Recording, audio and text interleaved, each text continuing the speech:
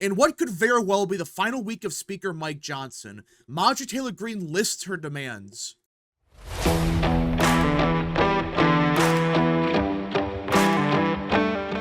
What is up, people of the internet? It is me, Real American, back again with a new video, and today it is time to talk about the chaos that is unfolding in the House of Representatives, because everyone, we could very well be entering the final stages of Speaker Mike Johnson's tenure, which, let's face it, has been a complete and total disaster for the past 2 to 3 months. I mean, has he done a single good thing the past 2 to 3 months? I really can't think of anything positive he has done. And now with the motion of vacate floating around, it appears to be gaining steam within the Republican conference. This could be it for him. But there might be one final hope for Johnson. And funny enough, that comes from Congresswoman Marjorie Taylor Greene. Now, before we continue with today's video, I hope you enjoy these type of videos. If you do, smash the like button down below, subscribe, share with your friends, hit that little bell, follow the social media accounts in the description down below, and of course, join the channel today. Again, folks, all support is greatly appreciated, and yeah.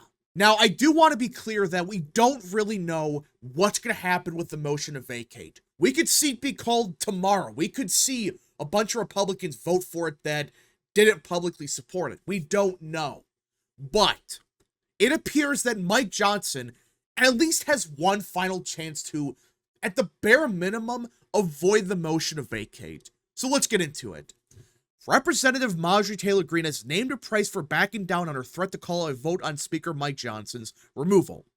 So yeah, Marjorie Taylor Greene might be the final hope for Speaker Johnson, which is kind of ironic because we know Taylor Greene is the one pushing for this motion to vacate.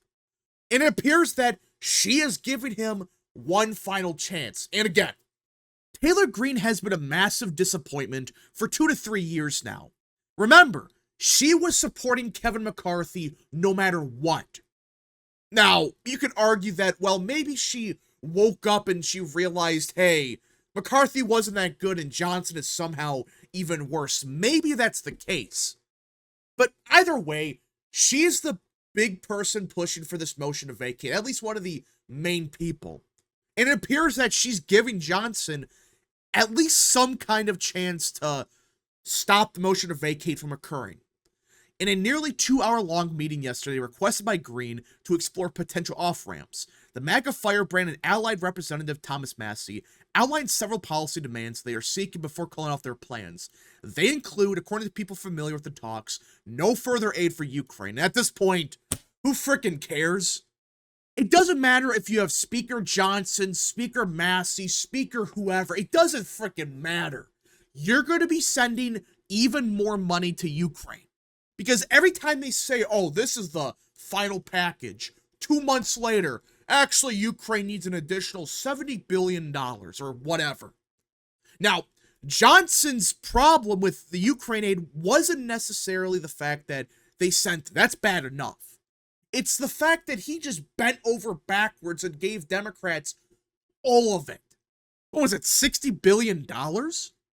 At the bare minimum, cut it in half and fine. You know, at least you can argue, hey, I was able to reduce the amount of money to Ukraine. This is the best deal we're going to get.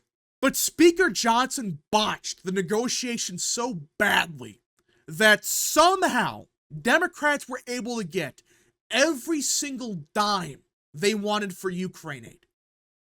Not, you know, oh, instead of 60 billion, it's 50 billion. Not even that. No.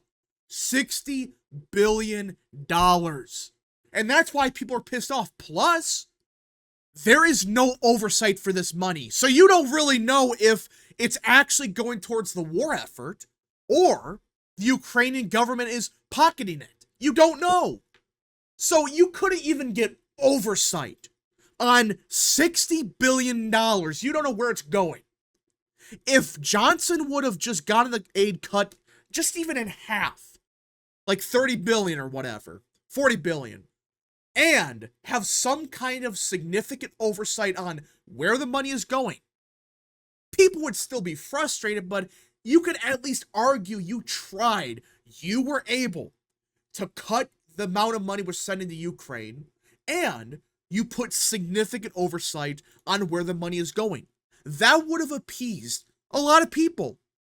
But no, you just gave them a blank check. Everything Democrats wanted, yeah, here you go.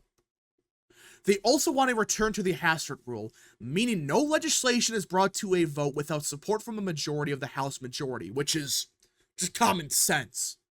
How many times have we seen that rule broken with Johnson? How many times the past 2 months?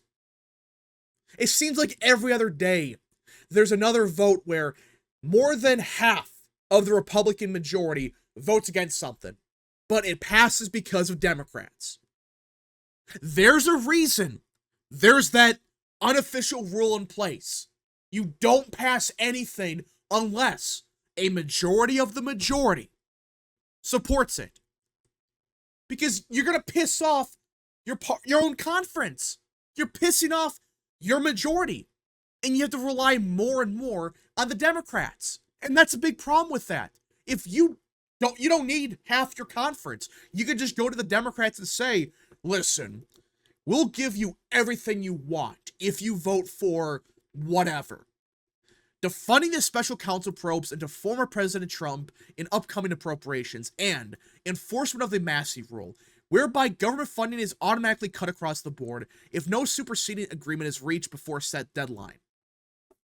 This is just common sense stuff that he should have done 3 months ago. In fact, he promised to bring back fiscal responsibility and no more aid for Ukraine. Yeah, that's gone well. Every single spending bill Democrats have wanted passed, he's passed. Just everything they wanted. It's unbelievable that now he's realizing he effed up. They'll meet again today at 12:30 p.m. in hopes of finding a detente. So at least it seems like the meetings between Greene, Johnson, and Massey, at the bare minimum, isn't a disaster. Because if it was, they wouldn't be meeting with each other. In fact, if this was with McCarthy, like with Gates, if they somehow met with each other, they probably would have killed each other by now. That's the reality of it. It seems like at least these discussions are going good. And at the bare minimum, Johnson isn't being a clown about it like McCarthy was. Which, if he understands what he's doing is wrong, why the hell is he doing it? Johnson could be in a position to grant at least some of Greene's asks, since this Congress has effectively finished passing controversial must-do items such as funding the government, raising the debt ceiling, and extending surveillance authorities. Johnson could probably stick to the Hastert rule, named for former now-disgraced Speaker Dennis Hastert. And that's an understatement, but either way, this is stuff he should have done. The fact that now he's saying, oh yeah, I can enforce your demands because we don't have to do anything now, is pathetic. So you're going to enforce the Hastert rule after the fact, after a bunch of crap passed, despite it breaking that sacred rule. Now that it's done, you're going to enforce it with crap that doesn't even matter. This is what frustrates me about Speaker Johnson. There was so much potential with the speakership. He started good. But now it's this crap. The fact that after the fact he passed all this trash, and now he cares about the majority of the majority. Really, dude? You didn't have to do this. You could have made deals with the House Freedom Caucus, with the Republican Study Committee, with everyone to say, look, a lot of this crap is going to pass, but I'm going to try to prevent the worst possible version of that bill. At the bare minimum, you would have at least had these people understand that, all right, this is not good, but he's trying his best. He's stuck in a pickle where if he doesn't pass it, the moderates are just going to pass it either way. Democrats agreed to a version of the Massey rule during last year's spending talks with then Speaker Kevin McCarthy, so Johnson could probably go there as well.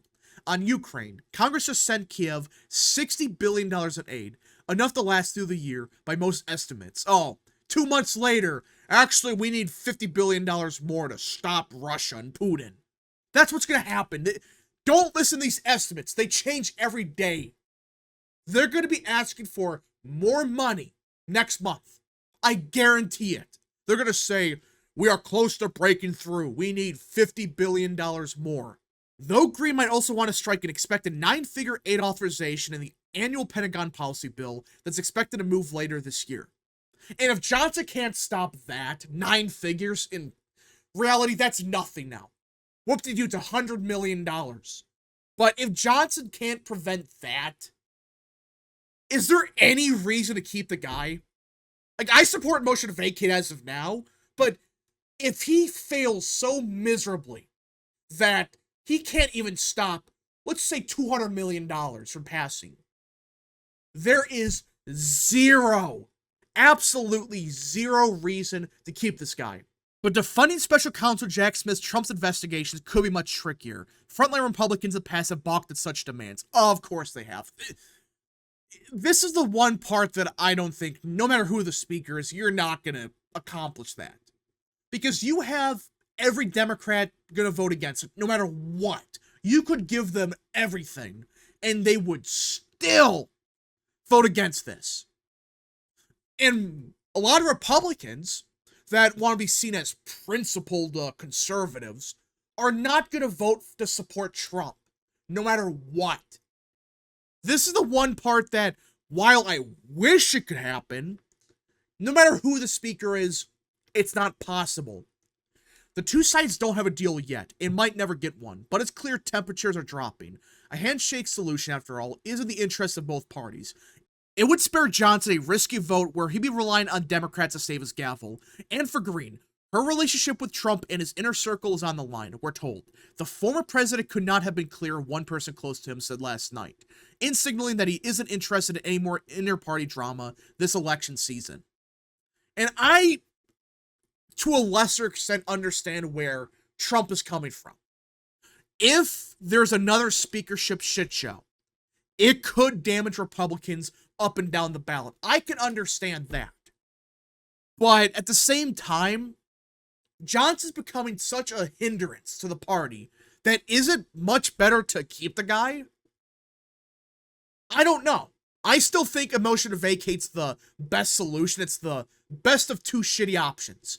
Either you have Johnson keep passing garbage legislation that pisses off the base even further, or you get rid of Johnson but run the risk of it backfiring and hurting Republicans up and down the ballot.